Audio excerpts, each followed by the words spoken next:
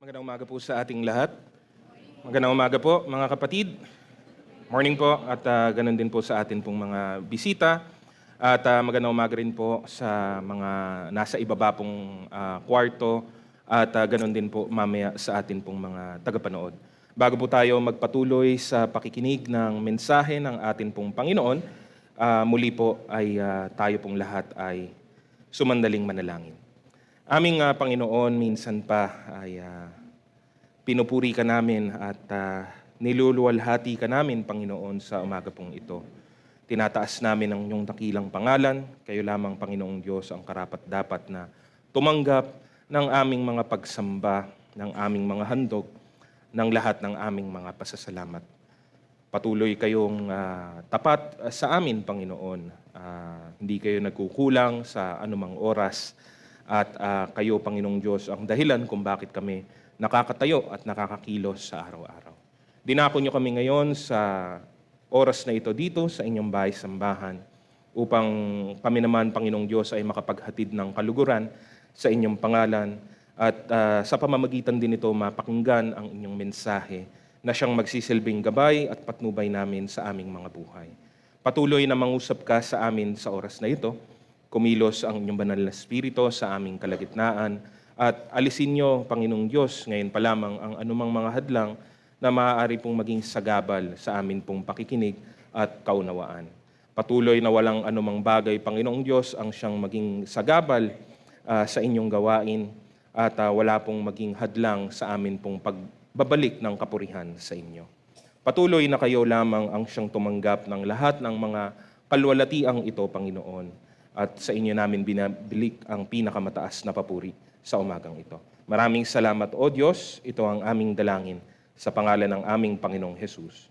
Amen. Purihin po natin ang Panginoon. Noong nakaraan pong linggo, napakinggan po natin ang mensahe ukol po sa napakahalagang tema ng pagiging makadiyos or sa English po ay godliness, at yung halaga po nito sa atin bilang mga mananampalataya.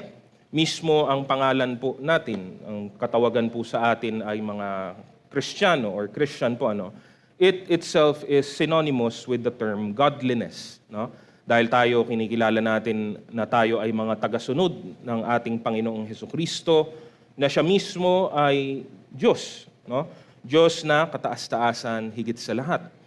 At kung tayo ay sumusunod sa Kanya, tayo man ay dapat pong magpakita at maihayag sa pamamagitan po ng ating buhay ang mga bagay po na ito na nakapagdudulot po ng kaluguran at kapurihan sa Kanya.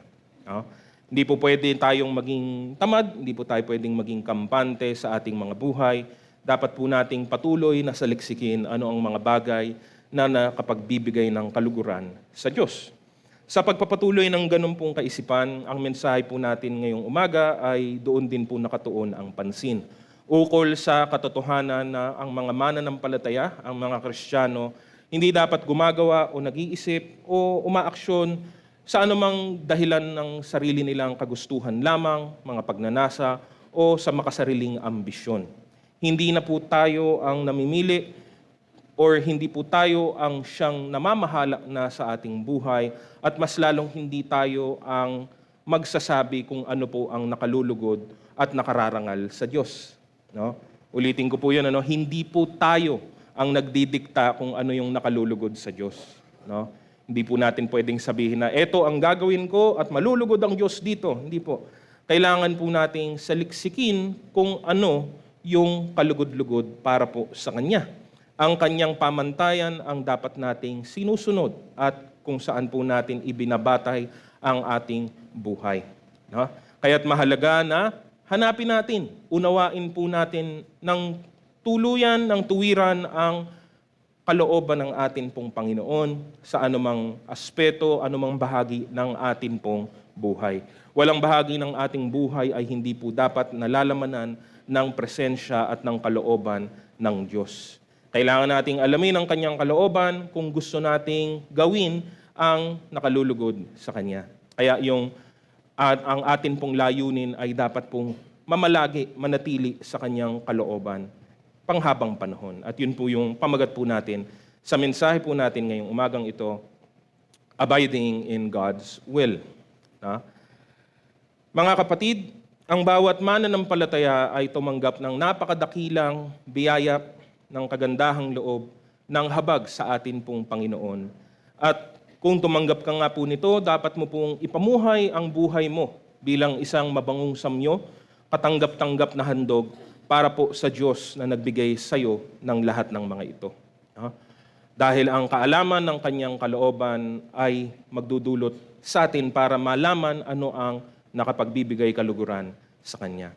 So, paano po natin ito magagawa sa atin pong mga buhay? Number 1, ito ngayon po natin, we must have discernment. Kailangan po natin ng discernment.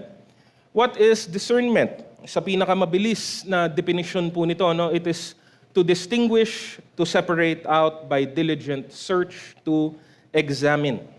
Discernment is the ability to make determinations and to properly judge. Tuwing tayo po'y nagdidesisyon, tuwing tayo po'y nagpapasya, ginagamit po natin ang salitang ito or ito po yung umaaksyon sa ating pong buhay kapag tayo po'y tumitingin, namimili at umiestima ng mga bagay-bagay at kung ano ang dapat gawin, mabuting gawin at tamang gawin.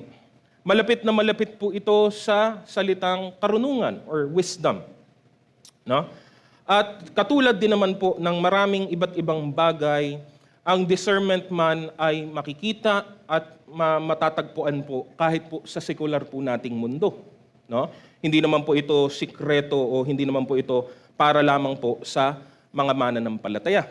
Meron din pong form of secular wisdom, secular discernment na ginagamit ang mga wala pa pong pagkakakilala sa Diyos. Ngunit nga lang, iba ang kanilang mga motibo, iba po ang kanilang mga layunin, at madalas iba din po ang kanilang proseso. Kaya naman dapat pong maalala na ang mga bagay na espiritual ay mauunawaan lamang sa paraan din pong espiritual. Sabi po sa 1 Korinto, Kabanata 2, talatang 14, sapagkat ang taong di pinapanahanan ng Espiritu ay ayaw tumanggap ng mga kaloob mula sa Espiritu ng Diyos. Para sa kanila, kahangalan ang mga iyon at di nila nauunawaan, sapagkat ang mga bagay na espiritual ay mauunawaan lamang sa paraang espiritual. So, hindi lang basta-basta wisdom, kundi godly wisdom or biblical wisdom. Hindi lang basta-basta discernment or judgment, kundi spiritual discernment. Yun pong nagmumula sa atin pong ugnayan sa Diyos. Dapat po natin itong pansining mabuti dahil bilang mga mananampalataya, hindi po dapat magkaiba ang panukat o ang pamantayan natin sa anumang bahagi ng atin pong buhay. Hindi po natin pwedeng sabihin na meron akong ibang pamantayan sa sekular at meron po akong ibang pamantayan sa espiritual. Yun po, pong tawag po doon? Literal na ang tawag po doon ay double standard. Ang pagkakaroon po ng double standard po, sa madaling salita ay ang pagiging hipokrito din po. At ito po ay hindi po kinalulugdan ng Panginoon.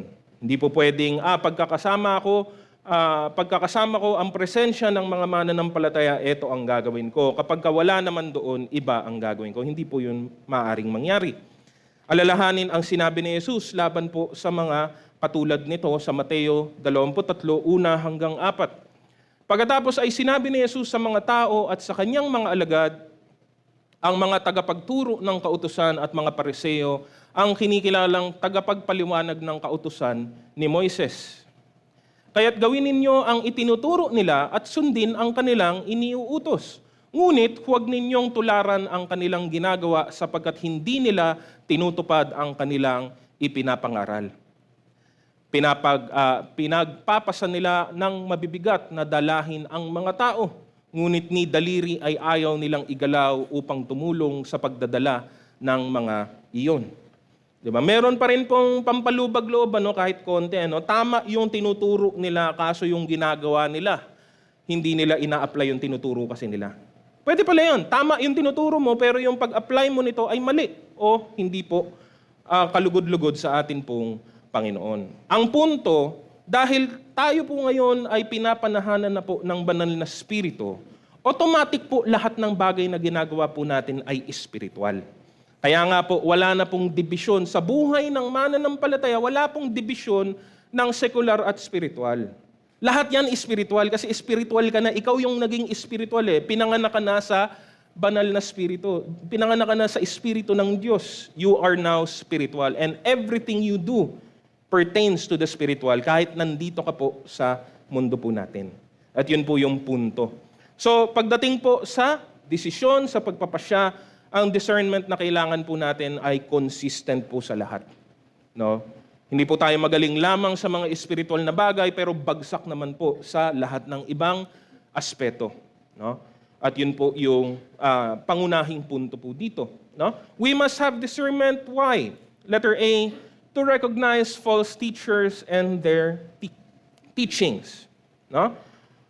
Hayag naman na po at malungkot pong isipin o sabihin na ang mga huwad na mga tagapagturo, ang mga maling mga aral ay talaga naman pong lumaganap na. Lumalaganap at patuloy na lumalaganap pa sa ating pong panahon ngayon. Marami ay ginawa na po itong kanilang layunin. Yung iba, ginawa na po nila itong kabuhayan po nila, pinagkakakitaan din po nila ang mga bagay na ito. Hindi naman po tahimik ang salita ng Diyos ukol sa kanilang mga gawain at mga motibo, gaya ng nakasulat po sa 2 Pedro, Kabanata 2, 1 hanggang 3. Noong una, may mga huwad na propetang lumitaw sa Israel. Gayun din naman, may darating sa gitna ninyo na mga huwad na guro. Lihim silang magtuturo ng mga maling aral na ang dulot ay kapahamakan. Pati ang Panginoong nagligtas sa kanila ay kanilang itatakwil, kaya't di magtatagal at sila'y mapapahamak. At marami silang mahihikayat na sumunod sa kanilang kahalayan. At dahil dito, pati ang daan ng katotohanan ay mapaparatangan ng masama. Sa kanilang kasakiman, lilinlangin nila kayo sa pamamagitan ng kanilang matatamis na pananalita. Matagal nang nakahanda ang hatol sa kanila at ang pupuksa sa kanila ay hindi natutulog. Sabi naman din po sa 2 Timoteo, Kabanata 4, 3 hanggang 4, sapagkat darating ang panahong hindi na sila makikinig sa wasdong katuruan. Sa halip, susundin nila ang kanilang hilig. Maghahanap sila ng mga tagapagturo na walang ituturo kundi ang ibig lamang nilang marinig. Hindi na sila makikinig sa katotohanan. Sa halip ay ibabaling ang kanilang pansin sa mga alamat. No? Pinapahayag din ng Biblia ang nakakalungkot na katotohanan na maraming tao ang tatalikod. Iiwan nila ang katotohanan, iiwan nila ang tamang aral at katuruan at bibigyan ng pansin, bibigay nila sa kanilang mga sarili ang kanilang kagustuhan, mga kasinungalingan at kasamaan. No? Kung titignan po natin ang kondisyon ng mundo natin, hindi na po nga ito nakakapagtaka o nakakagulat. No? We are living in a very unstable time. And everyone and their mother, everyone and their uncle has a platform to voice out their thoughts, their feelings, their perceptions, even their spiritual inclinations. No? Na para bang may plataforma po kasi. Pero hindi naman po automatic po 'yan, di ba? Hindi naman po ibig sabihin pag may plataforma dapat mong pakinggan yung nakatayo doon. O dapat mong bigyan ng pansin ang kanilang mga sinasabi, no? Pero 'yun po ang atin pong panahon, no? Ang ilan sa kanila pag nagsasalita ay napapatawan pa po na nasisiraan ng bait o masyado siyang extreme, no? Ngunit ang iba ay tinitignan at tinatanggap na very charismatic siya, very maganda ang paraan ng kanyang pagsasalita. Madaling maintindihan ang kanyang sinasabi at pag nagsalita siya ay para bang may otoridad talaga na para bang nakapag-aral siya at marunong na marunong. No? Ang pandilin lang at pandaraya ay di po natutulog sa mundo po nating ito. No? Kaya't dapat po tayong maging maingat. No? Metikuloso pagdating sa doktrina at mga aral, lalo na pag ito po ang pinag-uusapan. Sabi po ni Apostol Juan na subukin ang bawat espiritu. Sabi po sa unang Juan, Kabanata 4, 1 hanggang 6. Mga minamahal, huwag ninyong paniniwalaan kaagad ang bawat nagsasabing nasa kanila ang espiritu, Sa halip subukin muna ninyo sila upang malaman kung talagang mula sa Diyos ang Espiritong nasa kanila, sapagat marami ng huwad na propeta sa mundong ito. Ito ang palatandaan ng Espiritu ng Diyos nga ang nasa kanila, kung ipinapahayag nila na si Jesucristo ay naging tao. Kung hindi gayon ang kanilang ipinapahayag tungkol kay Jesus, hindi mula sa Diyos ang Espiritong nasa kanila. Ang Espiritu ng Antikristo ang nasa kanila. Nasabi na sa inyong ito'y darating at ngayon nga'y nasa daigdig na. Mga anak, kayo nga'y sa Diyos na at napagtagumpayan na ninyo ang mga huwad na propeta, sapagkat ang Espiritong nasa inyo ay mas makapangyarihan kaysa Espiritong nasa mga makasanlibutan. Sila ay makasanlibutan, kaya't mula rin sa sanlibutan ang itinuturo nila at nakikinig sa kanila ang mga makasanlibutan. Ngunit tayo'y sa Diyos. Ang sino mang kumikilala sa Diyos ay nakikinig sa atin. Ngunit hindi nakikinig sa atin ang sino mang hindi sa Diyos. Sa ganito nga natin nakikilala ang Espiritu ng katotohanan at ang Espiritu ng kasinungalingan. No? It is not enough for someone or something to sound good or even sound biblical. Maganda yung sinasabi, mukhang galing naman sa Biblia ang kanyang ipinapahayag. Kailangan nating kilalanin, we have to discern whether it is truly good and truly biblical. Tandaan po natin, ang mga huwad na mga aral, lagi pong may halo o lagi pong nagmumulayan sa hulma o forma ng katotohanan. Kasi pag tuwirang kasinungalingan ang ipapahayag mo, tuwirang kasamaan ang sasabihin mo, wala pong maniniwala sa iyo. Kaya't ang gagawin nga naman talaga nila ay magsisimula yan sa tama, sa katotohanan, sa mabuti, pero somewhere along the way, bago matapos ang bilang hanggang dulo, ay naligaw na po ang landas. Ganun po ang paraan ng maling katuruan sa panahon po natin. We need discernment to recognize these things. Kailangan, mapanganib kung hindi po. Letter B, we need discernment to distinguish between good and evil. Sa katotohanan, hindi naman talaga dapat mahirap na alamin o pagkaibahin kung ano ang mabuti sa kung ano ang hindi mabuti o kung ano ang masama. Tanong mo ang isang straightforward question, isang diretsahang tanong patungkol sa moralidad. Ano po ang moralidad? Mga prinsipyong umuukol o tumutukoy sa pagkakaiba ng tama at mali. Yun po yung pamantayan, morality. Ask any straightforward question, at kahit bata ay masasagot ka po ng tama. Mabuti ba na manakit ng kapwa? Mabuti ba, maganda bang magsinungaling? Tama ba na magnakaw? Tama ba na mandugas, na mandaya, na manloko, etc. Kahit bata, masasagot po yan. Normal or ordinaryong tao po, masasagot ito ng 100% ang kanyang magiging score. Ang problema ay nagsisimula kapag ang atin pong makataong karunungan, yung karunungan na galing po sa laman, karunungan na galing po sa sarili, hindi po galing sa Diyos, ay sinimulan pong bigyang rasyonale, bigyang dahilan kung ano ang nakakapahamak at kung ano ang nakapagbibigay ng benepisyo at ginagawa natin ito ayon sa atin pong pagiging makasarili at pagiging pagiging mapagmahal sa ating mga sarili. Doon na po nagsisimula yung problema.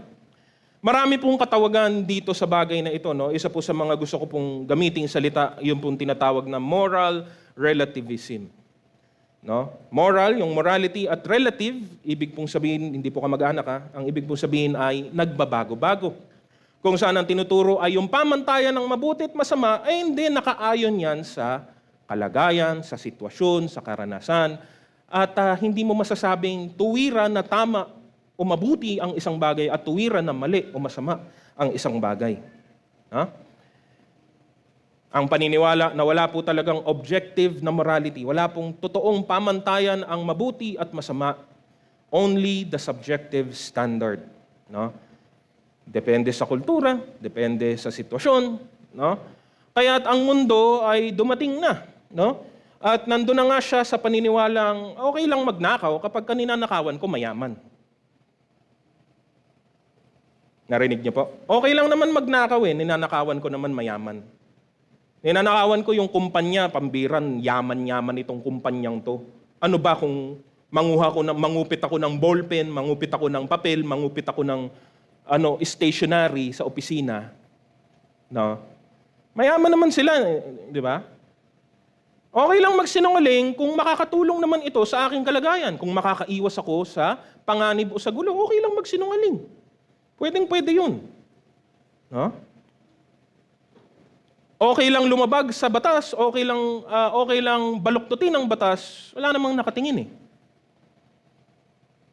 Wala namang nakatingin o di kaya yung isa pa ay wala namang masasaktan pag ginawa ko to.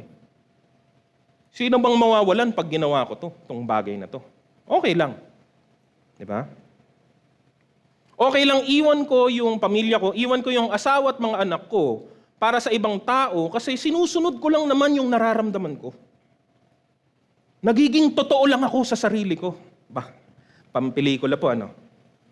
Okay lang iwan ko yung pamilya ko kasi alam mo, nakita ko, naintindihan ko na hindi talaga silang mahal ko, ibang tao talagang mahal ko. At ano ako kung hindi ko susundin ang nadarama ko? Okay lang yun. No? Okay lang patayin yung mga sanggol na hindi pa pinapanganak, walang issue doon kasi hindi pa naman sila mga tao eh. Hindi pa naman yan tao eh. Diba? Life begins at birth. Yun ang sabi nila. Sisimula lang ang buhay. Pag pinanganak na, hanggat hindi pa pinapanganak, wala yan, hindi yan tao. Okay lang patayin yan. No? Milyon-milyon ang pinapatay araw-araw gamit ang ganyang kadahilanan. Kahit anong bagay na masama ay magmumukhang mabuti. At anumang mabuti ay magiging kabaliktaran po nito. Pinapaalala po ng salita ng Diyos, there is real objective morality. Meron pong pamantayan ng mabuti at masama at hindi po ito nagbabago. Nagmumula po ito mismo sa lumikha at nagpapanatili ng lahat ng bagay mismo ang ating Diyos. No? So yun yung kailangan, kung bakit natin kailangan ng discernment. No? Madali po yung mabuti at masama. Yung pong ordinaryo lang. Pero yung advance na po yung kinakaharap po natin sa panahon po natin ngayon. Habang ang mga mananampalatay lumalago at mas lalong lumalalim sa pananampalataya, dapat we should discern morality by continued practice. Sabi po sa Hebrews chapter 5 verse 14, ang matigas na pagkain ay para sa may sapat na gulang at marunong nang kumilala ng mabuti at masama. No?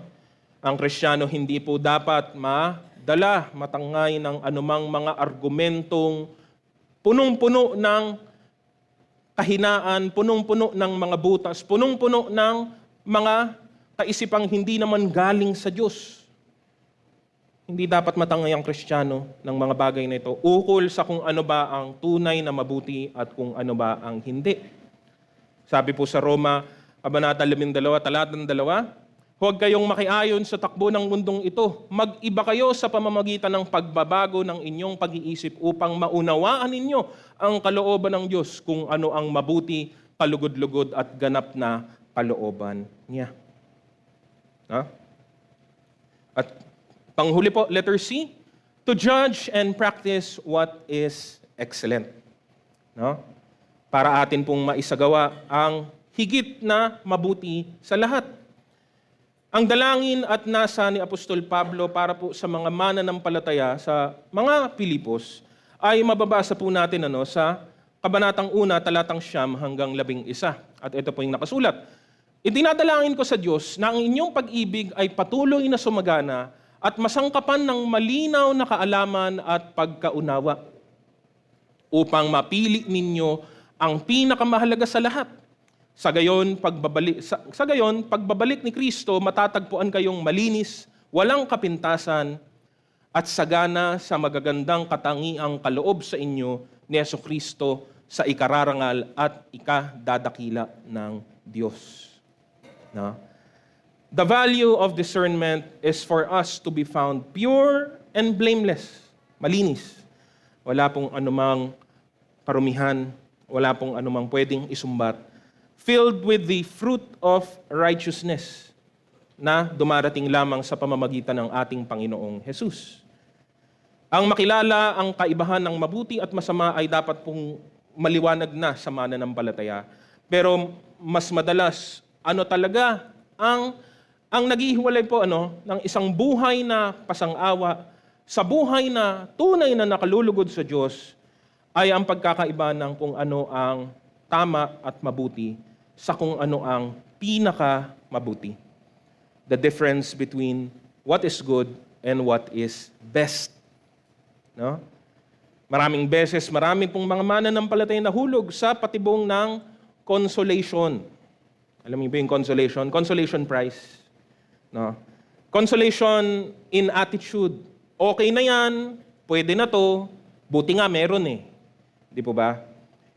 Ang mga mananampalataya hindi po dapat uugod-ugod o para bang hinihila, kinakaladkad ang kanilang mga paa para lang makalagpas ng finish line. Hindi po ganon ang larawan ng mananampalataya dapat. We should be marching forward. Taas noo. Di dahil mayabang tayo o bilib na bilib tayo sa ating sarili, pero dahil alam nating si Kristo ay nasa atin at tayo ay sa Kanya. No? We worship an excellent God. No? So our worship of Him must meet that same standard of excellence. No? Kayo mga kapatid, naging excellent kaya ang worship ninyo kanina? Sana. It's between you and God. It's between you and God. But don't forget, you worship a very excellent God, a perfect God. No? Tayo'y tinawag na maging matagumpay. Sabi po sa ilang mga talata, unang Juan Kabanata 5, 4-5, sapagat napagtagumpayan na ng mga anak ng Diyos ang sanlibutan at nagtatagumpay tayo sa pamamagitan ng pananampalataya. Sino ang nagtatagumpay laban sa sanlibutan? Ang sino mang sumasampalataya na si Jesus ang anak ng Diyos. Sabi naman sa Roma, Kabanatang 8, 36-37, gaya nga ng sinasabi sa kasulatan, alang-alang sa iyo, palaging nasa panganib ang aming buhay, para kaming mga tupang kakatayin. Ngunit kahit ganito ang kalagayan natin, ganap ang ating tagumpay sa tulong ni Kristo na nagmamahal sa atin.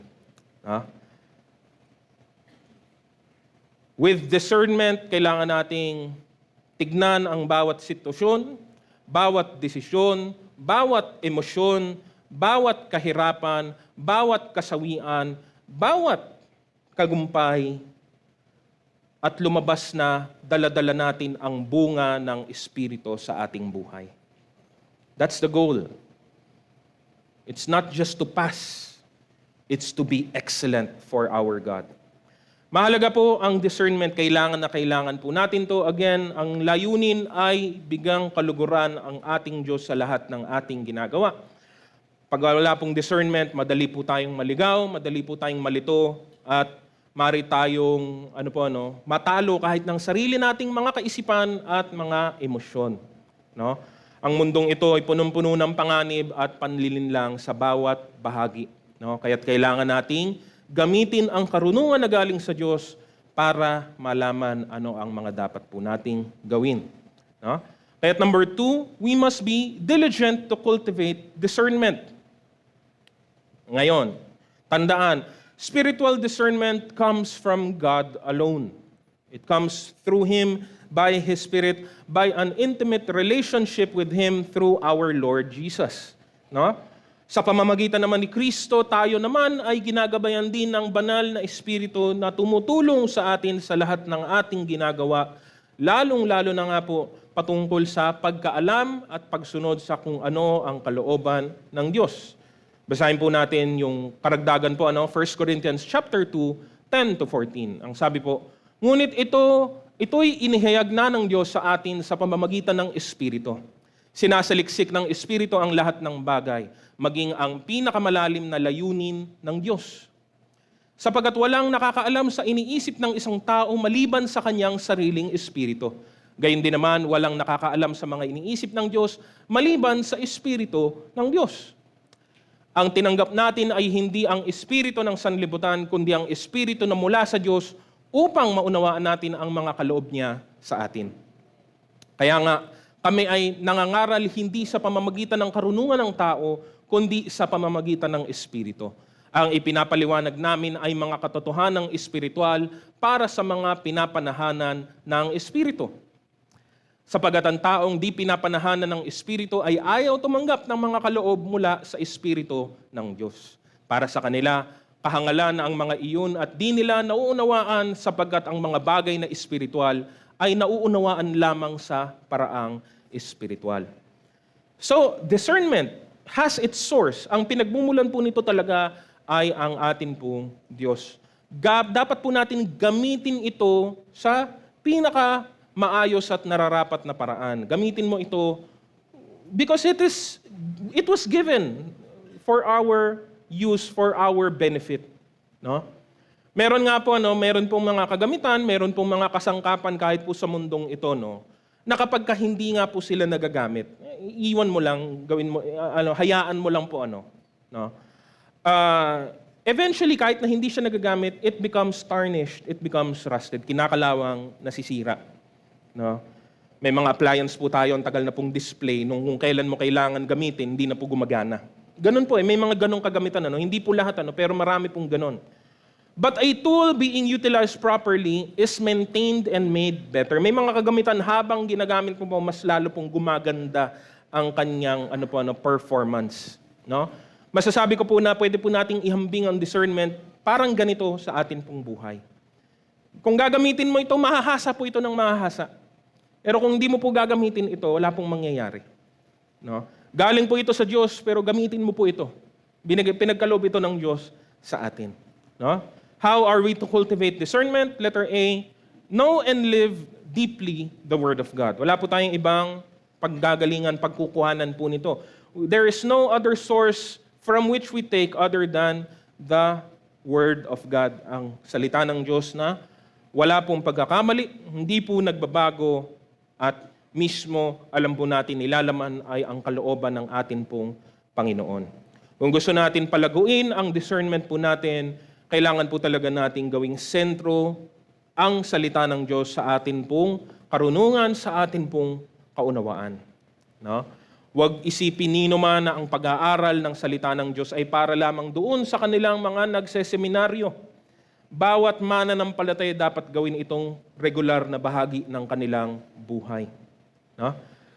Tanggapin mo ito bilang tanging pamantayan ng moralidad at ng iyong pang-araw-araw na buhay. No? Tuklasin mo na lumago sa kaunawaan kahit yung mga bahaging minsan ay mahirap unawain at sinasabi ng iba na kontrobersyal. Huwag lang yung puro madadali yung hanapin mo o yung basahin mo. Saliksikin mo kahit yung mahirap. Ang mga Bereans ay commendable po sa kanilang pagbabasa at pag-aaral, pagsasaliksik sa salita ng Diyos. Base po sa nakasulat sa Aklat ng Mga Gawa, 17, 10 hanggang 11. Nang gabi ring iyon ay pinapunta ng mga kapatid sina Pablo at Silas sa Berea. Pagdating doon sila'y pumasok sa sinagoga ng mga Hudyo. Mas bukas ang isipan ng mga Hudyong taga roon kaysa sa mga Hudyong taga Tesalonica. Wiling-wili silang nakikinig sa mga paliwanag ni Pablo at sinasaliksik nila araw-araw ang mga kasulatan upang tingnan kung totoo nga ang sinasabi niya. Mismo ang kanilang pangalan, the Bereans, having become synonymous with the eagerness to study the Scripture. No? Gamit na gamit po yung pangalan niya. Meron pong implikasyon ang pangalan. Galing lang po dito sa talata pong ito. No? Pero kailangan po nating humigit pa doon lamang sa pagkaalam, doon lamang sa pagkaunawa ng salitang ito. Ang karunungang ito ay dapat mahanap sa ating bunga ng atin pong pagsunod. Kaya mo iniintindi, kaya mo inuunawa ang salita ng Diyos para ipamuhay ito. Hindi po yun nagbabago kahit anong panahon. No? Binigay ang salita ng Diyos hindi lang para pag-aralan, pag-usapan, no? Gawing palaisipan, kundi para baguhin po tayo, maging kawangis ng ating Panginoon na si Jesus. Handa para sa lahat ng mabubuting gawa. Sabi po sa 2 Timoteo, Banata 3, 16 hanggang 17, ang lahat ng kasulatan ay kinasiya ng Diyos at nagagamit sa pagtuturo ng katotohanan, sa pagtatama sa maling katuruan, sa pagtutuwid sa likong gawain at sa pagsasanay para sa matuwid na pamumuhay.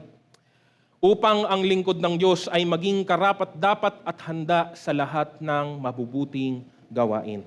No? Sumunod po, letter B, we are to apply principles for godly living. Kapag inaral po natin ang salita ng Diyos, naunawaan po natin ang kalooban ng Diyos sa pamamagitan ng lahat ng nakasulat po dito. Pero paalala, at ito naman po ay obvious dapat po sa lahat po, hindi bawat isang bagay, lahat ng bagay, hindi po lahat ng bagay, ito man ay masama o mabuti, ay naisulat po sa Biblia. Ang Biblia po ay tapos na. Matagal na po itong natapos. Hindi na po ito nadadagdagan pa. The revelation of God contained in the 66 books of the Old and New Testament. No? Kung magiging literal na literal ka lamang ayon sa kung ano lamang ang nakasulat sa salita ng Diyos, marami na pong naligaw sa ganitong kaisipan.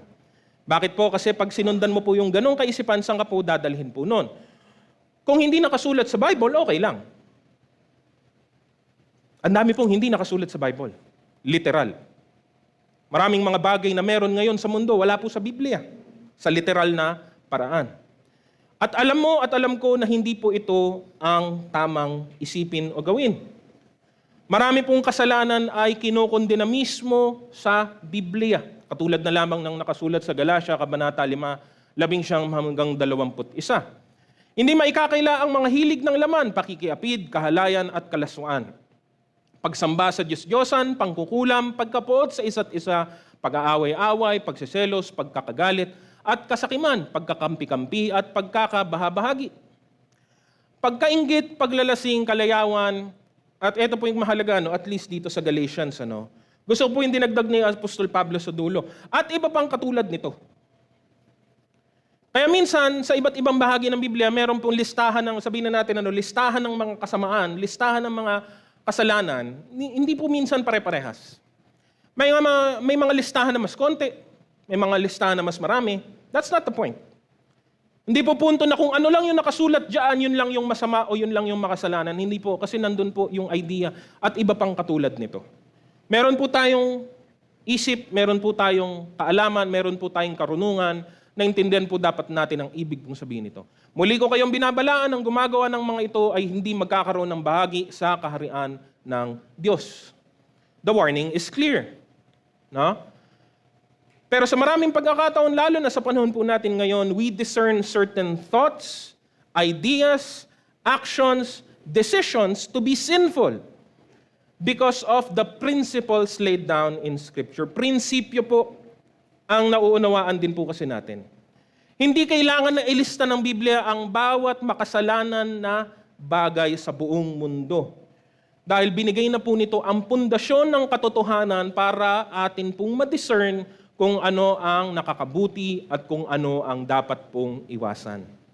Si Jesus nga, di ba, nang tanungin po siya ng mga kalaban, ng mga kaaway, patungkol sa pinakamahalagang utos, ano po ang kanyang sinabi? Mateo 22:37-40. Sumagot si Jesus, ibigin mo ang Panginoon mong Diyos ng buong puso, ng buong kaluluwa at ng buong pag-iisip. Ito ang pinakamahalagang utos. Ito naman ang pangalawa, ibigin mo ang iyong kapwa gaya ng pag-ibig mo sa iyong sarili. Sa dalawang utos na ito, nakasalalay ang buong kautusan ni Moises at ang katuruan ng mga propeta. Kinondense na po ng Panginoon. No? Sinamarize na po niya yan lahat, yung 600 utos. Yan yun. Pasok yan dyan lahat. Ano po? So, wag po tayong maging ano po bang magandang katawagan po dyan? Gamitin ko na lang po yung salitang pilosopo. Alam po natin yung pag tinagalog na salitang pilosopo. No? Huwag po tayong maging pilosopo pagdating po sa bagay na ito. No? Ang Biblia meron po talaga nakalista. Mas lalo pa yun. Kung nakalista talagang iwasan mo yun, kapatid. Pero hindi porket walang listahan dyan, o wala sa listahan dyan yung mga kasalanan na umiiral sa panahon nating ito, ibig sabihin, okay lang yun. Wala namang sinasabing Bible about dun eh. Ay ang mahalagang tulong po dito ay ang batas ng kalayaang Kristiyano. No? At yun po yung sinasabi po, tinuro ni Apostol Pablo sa unang Korinto. No? Maraming beses niya itong binanggit, pero yung kukunin po natin ay Kabanatang 10, talatang 23. Mayroon namang magsasabi, malaya akong gumawa ng anuman, ngunit hindi lahat ng ito ay nakakabuti. Malaya akong gumawa ng anuman, ngunit hindi rin lahat ng ito'y nakakatulong. At yun na po yung prinsipyo in action. Pwede mong gawin ng lahat. Or sasabihin ng isang tao, malaya akong gawin ng lahat. Pero tandaan mo, alamin mo, unawain mo kung ano ang mabuti lamang. Just because you can doesn't mean you should. No? Hanapin mo kung anong mga bagay na tunay na nagbibigay kaluguran sa Diyos at hindi lang kung ano yung pasok sa legality ng usapan. No? Mag-ingat ka na ikaw mismo sa sarili mo na huwag mong gamitin ang kanyang salita at ikaw mismo ang maglagay o maghanap ng mga butas dito. Yun po ang panganib eh. Kapag ka literal lang po ang pagtanggap, yan po ang mangyayari. Mismo ang tao maghahanap at gagawa ng sarili niyang mga loophole. Gaya ng mga Pariseo. Yun po yung kinagagalitan ng Panginoon natin sa kanila. Okay lang gawin to kasi motibo ko naman mabuti. Okay lang gawin to. Okay lang makiayon sa unbeliever kasi ang layunin ko naman dalhin siya sa Diyos eh. Okay lang. Pwede naman. Ganon po ba yan? Okay lang makisama kasi eventually babahagi na naman sila ng Ebanghelyo ni Kristo. Doon po yung nagmumula. No? Mga ganitong kaisipan ay dapat pong tignang mabuti. No? Tignang mabuti. Apply the principles for godly living. And lastly, letter C, seek godly counsel. No? Kapag ang mga sitwasyon at mga bagay-bagay ay masyado na pong komplikado at feeling mo'y nalulunod ka na ba? Parang hindi ko na kaya to, parang iba na to, ibang level na tong kahirapang ito. Marami po tayong options bilang mga mananampalataya. No? Una sa lahat, lagi mong tandaan na ang karunungan na hinahanap mo ay dapat nagmumula po sa Diyos. At pwede naman po tayong humingi sa Diyos ng karunungan kapag kailangan po natin. At ang magandang palaisipan po dyan, kailan mo po ba kailangan ng karunungan? Paminsan-minsan? Minsan po sa isang linggo? Hindi po, di ba? Palagi nating kailangan ng karunungan. So lagi kang humingi po sa Diyos. Sabi po sa Santiago, Kabanata 1, talatang 5. Ngunit kung ang sino man sa inyo ay kulang sa karunungan, humingi siya sa Diyos at siya'y bibigyan, sapagat ang Diyos ay nagbibigay ng sagana at di nanunumbat. No? Malaki ang pagkakaiba po ng karunungan ng mundo sa karunungan ng Diyos. No? At tandaan, kasi kahit ang sanlibutan ito ay meron pong sariling version ng karunungan, meron po siyang sariling version ng discernment. Mag-ingat na huwag yan ang iayon mo sa iyong buhay. Huwag kang malito sa pagkakaiba nila. No? Ngayon, higit pa po dito, meron po tayong pakikipag-ugnayan sa katawan ni Kristo. Binigay para po magtulungan ang mga miyembro ng katawan para lumago, para po lumalim sa pananampalataya, para po magabayan ayon sa kalooban ng Diyos. Yung mga payo nga po ang nagpapahiwatig, nagpapakita ng katotohanan ng ito, katulad sa unang Tesalonica Kabanata 5:14.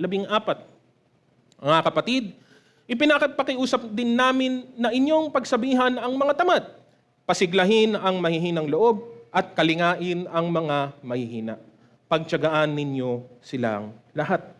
Sabi naman po sa Galatia, Kabanata 6, talatang 2, magtulungan kayo sa pagdadala ng pasanin ng bawat isa. Sa gayong paraan ay matutupad ninyo ang utos ni Kristo. Ano po yung utos ni Kristo? Mahalin ninyo ang kapwa ninyo gaya ng inyong pagmamahal sa inyong sarili. Ang magsaliksik ng payo at ng tulong ay mabuti. Pero ang saliksikin ang makadiyos na payo ay pawang mas mabuti pa. No? Siguraduhin mo na kung saan ka humihingi ng iyong tulong ay ultimo nakatanim sa salita ng Diyos at sa pamamahala ni Kristo. Ang makadiyos na payo ay magdadala sa iyo palapit sa Diyos, hindi palayo sa Kanya. Ang makadiyos na payo ay sasabihin sa iyo na magpakumbaba ka at hindi manatili sa iyong pagkakasala. Ang makadiyos na payo ay sapat para po suwayin ka at may kalambutan din naman para po aliwin ka kung ano ang iyong pangangailangan sa panahon. No? Ang makadiyos na payo ay nagbibigay ng kapurihan sa Diyos at pinapalakas ang iyong pananampalataya kay Kristo. Huwag ka pong huminto sa paghahanap lang ng payo. No? That's good, but there is something much better. Hanapin mo ang payong makadiyos talaga. No? To continue practicing spiritual discernment, we must be all the more diligent. No? Kailangan po talaga maging mapagsuri. Kailangan po talaga maging mapagbantay. No? Siguro pang huli bilang gabay, number 3, what hinders us from abiding. Matagal na pong palaisipan, lalo na po nung mas bata po ako noon, palaisipan po sa akin kung paano sa lumang tipan, naalala niyo po si Haring Solomon, anak po ni David, ang nagmana ng kaharian. Nung tinanong siya ng Diyos kung anong gusto niyang hingin galing sa Diyos, ang hiningi po niya ay karunungan, wisdom. No? At pinagkalooban siya ng karunungang ito. Sabi po sa ilang mga talata po, na unang hari, Kabanata 3, 5, kinagabihan, samantalang siya'y naroon pa sa Gibeon, nagpakita sa kanya si Yahweh sa isang panaginip at tinanong siya, ano ang gusto mong ibigay ko sa iyo? Sabihin mo. Wika sa kanya. At shortcut ko na po sa verse 9 to 10, ang sabi naman po, bigyan po ninyo ako ng karunungang kailangan ko sa pamamahala at kakayahang kumilala ng mabuti sa masama. Sapagkat sino po ba ang may kakayahang maghari sa napakalaking bayang ito? At ang sabi naman po ng verse 10, dahil ito ang hiniling ni Solomon na lugod sa kanya si Yahweh. No? At yung mga sumunod pa po dyan, hindi ko na po nilista, ayun po yung sabi po ng Diyos po, na alam mo, mabuti yan at kahit yung mga bagay na hindi mo hiningi ay ibibigay ko sa iyo. Yung yaman at kapangyarihan at kung ano pa. No? So muli, palaisipan sa akin na si Haring Solomon humingi ng karunungan at binigyan ng karunungan ng Diyos. Pero ang dulo ng kanyang buhay ay naging, mamili ka na lang po ng lasa po, kung gusto mo pong sabihin mapait o kung gusto mong sabihin maasim. Bakit ganun ang naging resulta ng dulo ng kanyang buhay? Paanong mangyayari ang bagay na ito sa isang taong napakarunong talaga? No? Not only was he wise, he was and still is the wisest man to ever live as mentioned by the scriptures. No? At yung pinakamatalinong tao ng ganitong kanyang kinahinatnan, paano pa tayo? Palaisipan po sa akin siya, At ang sagot, dapat alam niyo na po ito, Ang sagot po kasi, ang pagkabagsak po ni Haring Solomon ay hindi po talaga isang specific turn of event. Hindi katulad nung kay Haring David o kay Haring Saul. Isang matindihang pangyayari, ang naganap at doon po nagkawindang-windang ang kanilang buhay, Kay Solomon po, it was a decay. Mabagal, hindi po talaga pinuntuhan ng Biblia.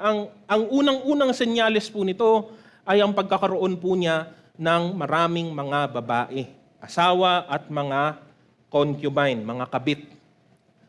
At palagay ko naman po, sabi ko nga po, kahit po sa atin pong haka-haka lang po, I don't think na nangyari yun sa isang araw lang.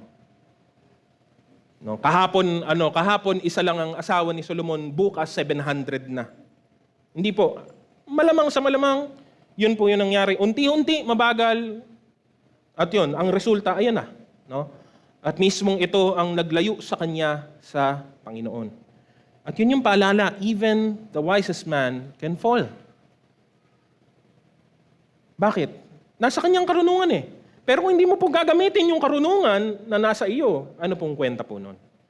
Nasa iyo nga ang kasangkapan, nasa iyo nga ang kaparaanan, pero hindi mo naman ginagamit. Hindi mo naman po binibigyang halaga o pansin. No? He did not make use of the wisdom God had given him. At sa ganitong paraan naman po ito nangyayari sa atin. Letter A, in our forfeiting of priorities. No?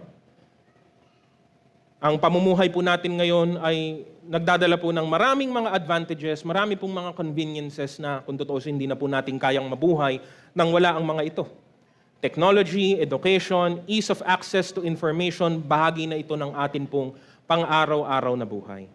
Yes, we enjoy and utilize all of these things, but we should also be wary of the many distractions that it brings.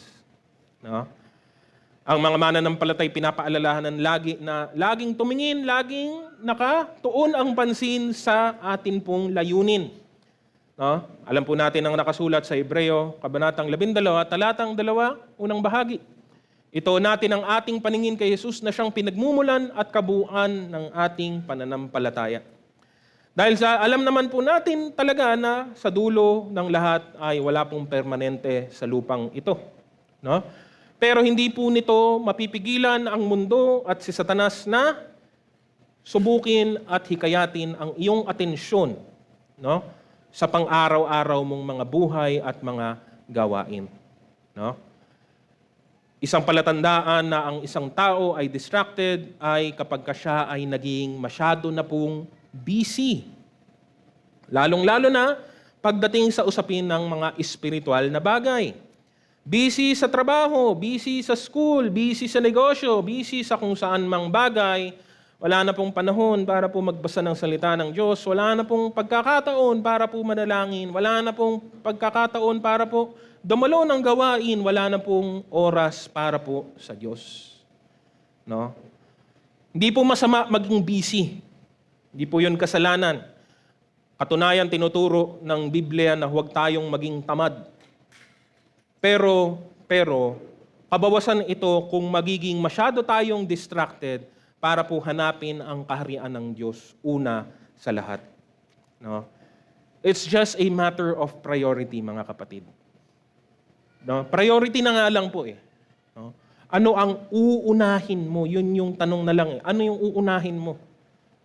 Marami pong ginagamit para silawin ang ating mga mata. Pero dapat po nating ituon ang ating pansin sa kung ano ang pinakamahalaga. No? Ano mang ibang bagay, karagdagan lang po yun, kasangkapan lamang po yun para sa layunin natin para sa Diyos. No? Yun po yung una. Letter B is an unyielded life. No? Ang salita nga ng Diyos, ang ating gabay, ang ating pong kompas sa buhay na ito para hanapin ano ang nakalulugod sa Diyos. No? At marami pong mga halimbawa, marami pong mga aral at leksyon galing po sa kasaysayan ng mismong nakapaloob po dito.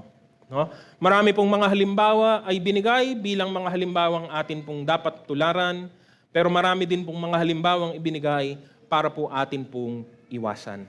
Parehas po itong kagamit-gamit sa atin pong buhay kung uunawain at magagamit sa wastong paraan. No? Kasi pinapahiwatig sa mahabang pangungusap ng salita ng Diyos ang isang buhay na hindi tunay na nakasuko sa Diyos ay hindi lamang po mali, ito po ay mapanganib.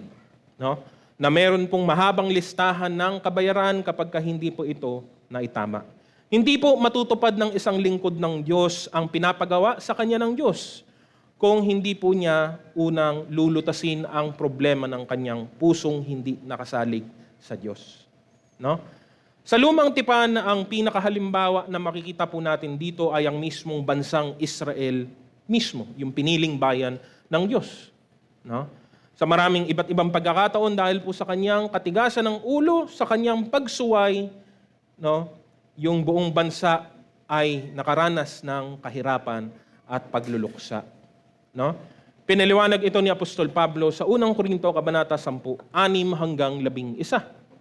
Ang lahat ng mga nangyaring iyon ay babala sa atin upang huwag tayong maghangad ng masasamang bagay gaya ng ginawa nila. Huwag kayong sasamba sa mga Diyos-Diyosan, gaya ng ilan sa kanila, ayon sa nasusulat, umupo ang mga tao upang kumain at uminom at tumayo upang sumayaw. Huwag tayong makikiapid gaya ng ginawa ng ilan sa kanila, kaya't 23,000 tao ang namatay sa loob lamang ng isang araw. Huwag nating susubukin si Kristo, gaya ng ginawa ng ilan sa kanila, dahil sa ginawa nila, pinuksa sila ng mga ahas. Huwag din tayong magreklamo tulad ng ilan sa kanila, kaya't nilipol naman sila ng anghel na namumuksa. Nangyari iyon sa kanila bilang babala sa iba, at isinulat upang tayo namang nabubuhay ngayong mga huling araw ay maturuan. No? Marami na po tayong nasabi at naunawaan sa mga kabayaran ng kasalanan na dumating sa Israel. Mismo ang pananakop ng Babylonia at ang mga kasamaan na nagpatuloy sa panahon ng mga hari. No? Imbes na, alam mo yun, maranasan nila ang biyaya at kabutihan ng Diyos ng sagana, yun yung naranasan po nila. Pinili kasi nilang lumabag at labanan siya. Mismo sa parehas na aklat na ito na binabasa po natin, matatagpuan po natin ang mga babala, mga paalala at pagsuway ni Apostol Pablo sa mga taga-Korinto. Punong-puno ang aklat ng unang Korinto sa lahat ng uri ng suway at pagtutuwid. No? Dahil po sa kanilang unspiritual living. No? Mga pagkakabahabahagi sa loob ng iglesia, sexual na immoralidad, ang mga pagtatalo sa mga magkakapatid na dinadala pa sa korte ng mga tao. No? Abuso ng karapatan, kawalan ng pag-ibig, hindi paggamit ng wasto sa mga espiritual na mga kaloob, at mismo ang pambabastos sa hapag ng Panginoon, na mismo doon din nakaranas sila ng consequence gawa nito. Sabi po sa chapter 11, 27-30, ang sino mang kumakain ng tinapay at umiinom sa kopa ng Panginoon sa paraang di nararapat ay nagkakasala sa katawan at dugo ng Panginoon. Kaya't dapat siyasatin ng tao ang kanyang sarili bago siya kumain ng tinapay at uminom sa kopa. Sapagkat ang sino mang kumakain at umiinom ng hindi kinikilala ang kahalagahan ng katawan ng Panginoon ay kumakain at umiinom ng kahatulan laban sa kanyang sarili. Iyan ang dahilan kung bakit mahihina at masasaktin ang marami sa inyo at may ilan ngang namatay na. Diba? Nabanggit po dyan, diba? Anong ginagawa po nila? Imbis na mag-intayan, nag-uubusan ng pagkain, naglalasingan. Kumbaga, yun po yung effect. Kasi inuubos nila yung saro, kaya pagdating ng iba, hindi pa po nakakalahok, lasing na po yung mga nauna. No? Marami pong problema. No? Pero pinapahiwatig lamang po ng aklat ng Korinto po, no? Ano ang itsura at ano ang kahinatnan ng isang buhay na hindi po tunay na nakasuko sa atin pong Diyos. A life that is not yielded to God brings about real consequences and disastrous results. Kapag ito'y pinabayaan pa ng gusto, ang puso ng tao ay mas lalong tumitigas, ang kanyang patotoo'y pahina ng pahina, at ang kanilang layunin ay hindi po matutupad. Masakit man pong isipin, hindi po gagamitin ng Diyos ang isang sisidlan na hindi po nararapat sa kagamitan. Sabi po sa 2 Timoteo Kabanata 2, 20-21. Sa isang malaking bahay ay may iba't ibang uri ng kasangkapan. May yari sa ginto o pilak at mayroon namang yari sa kahoy o putik. May ginagamit para sa mga tanging okasyon at mayroon namang pang-araw-araw. Ang sino mang lumalayo sa kasamaan ay katulad ng sisidlang natatangi. Malinis at karapat dapat gamitin ng may-ari para sa lahat ng mabubuting gawain. Kung yan po yung totoo, the opposite would also be true. No? Ang kabaliktaran ay magiging totoo din po, no? Ang sino mang nagpapakasasa sa kasalanan ay hindi po sisidlang malinis at karapat dapat gamitin. Hindi po yan magiging kagamit-gamit po sa layunin ng Diyos. At pag nangyari po yan, ano pang ginagawa natin? Para saan pa po ang lahat ng ito? Kung hindi lang din naman natin matutupad ang kalooban ng Diyos, ano pang layunin po natin sa buhay na ito? Wala pong kabuluhan ng buhay kung ganun. No? At panghuli po, letter C, the works of darkness. No? Paulit-ulit, pinapaalala ni Apostol Pablo ang katotohanan pong ito. Efeso Kabanata 5, 11. At huwag kayong makibahagi sa mga gawa ng kadiliman na walang ibubunga kundi inyong ilantad ang mga ito. We must avoid and take no part in the works of darkness dahil lang wala naman po itong naibubungang mabuti. No? Alam na po natin ang mga gawain ng kadiliman dahil doon na po tayo nanggaling sa dati po nating pamumuhay. Pero ngayong tayo ay dinala na magmula sa kadiliman, ngayon ay nasa liwanag na ng ating Panginoong Hesukristo. Mamuhay po tayo ng naaayon sa liwanag, hindi na po ayon sa kanila na nasa dilim pa. Layo natin ang kasamaan, ang kadiliman at ang lahat ng mga gawaing nakaugnay sa kanila. No? At iwasan po natin ang lahat ng ito. Paalala po sa 2 Timoteo Kabanata 3, 1 hanggang 5, dapat mong malaman sa mga uling araw ay magkakaroon ng mga kahirapan. Ang mga tao ay magiging makasarili, sakim sa salapi, palalo, mapagmataas, mapagsamantala, suwail sa magulang, walang utang na loob at lapastangan sa Diyos. Sila ay magiging malupit, walang habag, mapanirang puri, marahas, mapusok at namumuhi sa mabuti. Sila ay magiging mga taksil, pabaya, mayabang, mahilig sa kalayawan at walang pag-ibig sa Diyos. Sila ay magkukunwaring makadiyos, ngunit hindi naman nakikita ang kapangyarihan nito sa kanilang pamumuhay. Iwasan mo ang ganyang uri ng mga tao. No? Iwasan. Layuan. Ang kapangyarihang kayang magbago ng buhay ang siyang dumating na sa atin, galing sa atin pong Panginoon. At naapektuhan po nito ang lahat ng aspeto ng ating pong buhay. Ang atin pong mga gawa, kahit ang atin pong kaisipan. Sabi po sa 2 Korinto, Kabanata 10, talatang 5, aming ginigaba ang mga pangangatwiran at bawat palalong hadlang laban sa karunungan ng Diyos at binibihag ang bawat pag-iisip upang sumunod kay Kristo. Our actions, our thoughts, even our speech, sabi naman po ni Santiago, Kabanatang 3, 8 hanggang 10. Ngunit wala pang nakakapagpaamo sa dila. Ito ay kasamaang hindi mapigil at puno ng kamandag na nakamamatay.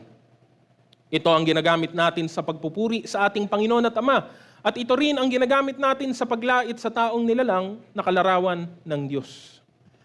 Sa iisang bibig nang gagaling ang pagpupurit panlalait. Hindi ito dapat mangyari, mga kapatid. No? Ang mga naligtas na sa pamamagitan ng ating Panginoong Hesukristo ay nasulyapan na po ang liwanag at katotohanan mismo nagmumula sa Kanya. Alam na dapat natin ang mga gumagawa ng mga bagay na ito, mga gawa ng kadiliman, ay mga taong hindi po mamanahin ang kaharian ng Diyos. Kaya dapat po tayong umayon sa ating pananampalataya at ugnayan kay Kristo. Para po sa ating pagtatapos, napakahalaga na tayong mga mananampalataya manatili sa kalooban ng atin pong Diyos. Wala na pong ibang katanggap-tanggap na paraan ng pamumuhay. Para matupad ang layuning ito, binigay na po sa atin ang lahat ng kailangan po natin para atin po ito maisagawa. Pagkatiwala natin ang ating sarili sa Diyos, pagkatiwala natin ang ating buhay sa Kanyang layunin, pagkatiwalaan natin na alam niya ang Kanyang ginagawa, at nalalaman niya ang pinakamabuting paraan para tayo ay makarating sa dulo nito. Kaya't atin pong isagawa ang spiritual na discernment sa lahat ng ating ginagawa, sa lahat ng ating iniisip, sa lahat ng ating desisyon, kahit po sa atin pong nararamdamang mga emosyon. Lahat po yan ay kailangan pong masala.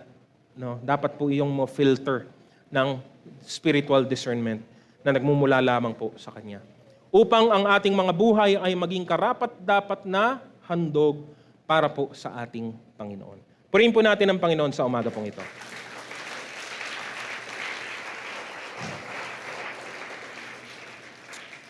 Sa ating pong pagtatapos, inaanyahan ko na po ang lahat na tayo po'y tumayo at tayo po ay manalangin.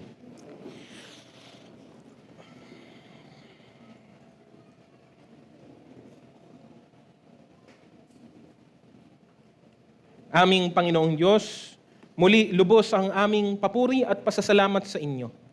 Kami ngayon ay muli niyo pong binahaginan ng inyong katotohanan ang inyong kalooban para po sa aming mga buhay upang ang mga buhay nga po namin ay maging katanggap-tanggap at kasiyasiya sa inyong harapan. Patuloy, Panginoon, na tuklasin namin, alamin namin at gamitin po namin ang lahat ng inyong mga ipinagkaloob na mga kaloob para po amin pong maisagawa, magamit namin ang spiritual na discernment sa lahat ng aspeto ng amin pong pamumuhay. Upang magawa lamang namin, maisagawa lamang namin ang inyong kalooban at ang mga bagay na nagbibigay kaluguran sa inyo. Mag-ingat kami, Panginoon, dahil mapanlin lang ang mundo at magaling ang aming kaaway, pero mas higit ang Diyos na amin pong pinagkakatiwalaan at ang tagumpay ay dumating na sa pamamagitan ng aming Panginoong Hesukristo. Kaya naman dapat na lamang kaming manatili. Dapat naming gawin ang mga mahalagang bagay na dapat naming ginagawa.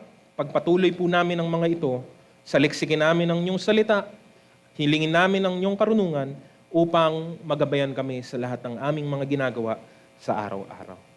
Naway kayo, Panginoong Diyos, ang siyang magpanatili sa aming kalinisan, sa aming kabanalan, hanggang sa inyong muling pagbabalik dito sa lupa. Patuloy, Panginoon, na lahat ng aming gagawin, hindi lamang sa maghapong ito, kahit sa mga susunod pang araw, ay maghatid ng lahat ng ito ng kapurihan at karangalan, tanging sa inyong pangalan lamang.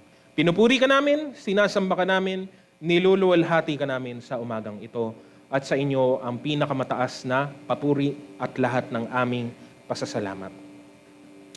Tanggapin po natin ang bendisyon sa Diyos na makagagawa ng higit kaysa lahat ng maaari nating hilingin at isipin sa pamamagitan ng kanyang kapangyarihang nagahari sa atin. Sumakanya ang kapurihan sa pamamagitan ng Iglesia at ni Kristo Jesus magpakailanman. At ang lahat ng pinagpala sa umagang ito ay magsabi ng Amen. Purihin po natin ang Panginoon at magbatean po tayo sa bawat isa.